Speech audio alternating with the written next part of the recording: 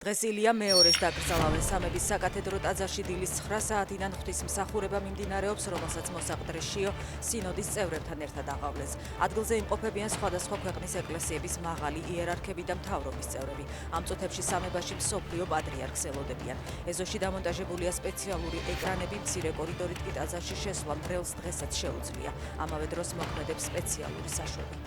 ჯარისკაცების ცოცხალი ჯაჭვის სამებიდან სიონის ტაძრამდე, სადაც პატრიარქის დაკრძალვისთვის ყველაფერი მზადაა. ყვავილებითა და სანთლებით ხელში მოქალაქეები იქ დილიდან პატრიარქთან გამოსამშვიდობებლად მიდიან. სიონში ილია მეორეს სამებიდან ფეხით მსვლელობით მიასვენებენ. პროცესია 3 საათიდან დაიწყება. კანონიზაცია შესაძლებელია დღესვე. ასეთი შემთხვევები ყოფილა ისტორიაში, ამბობს ახალქალაქისა და კუმურდოს ეპარქიის მიტროპოლიტი ნიკოლოზი. მისი თქმით, ილია მეორეს წმინდანად შერაცხვა სინოდმა რომ არ დააყენოს, ამას მათ ხალხი აიძულებს. მთავარი წმინდანად შერაცხვა არის ხალხის თაყვანისცემა, როცა კანონიზაციაზეა საუბარი, აქ საუბარია საყოველთაო თაყვანისცემაზე, ამბობს მიტროპოლიტი. პატრიარქის დაკრძალვაზე დასასწრებად საქართველოში ჩამოვიდნენ ეროვნული ნაკრების ფეხბურთელები. სამების საკათედრო ტაძარში ცოტა ხნის წინ გიორგი მამარდაშვილი, ოთარ კიდეიშვილი, ლუკა ლოჩაშვილი და გიორგი ჩაკვეტაძე მივიდნენ. მათთან ერთად ილია მეორეს ხსოვნას პატივი მიაგო ნაკრების მწვრთნელმა ვილი სანიოლმა.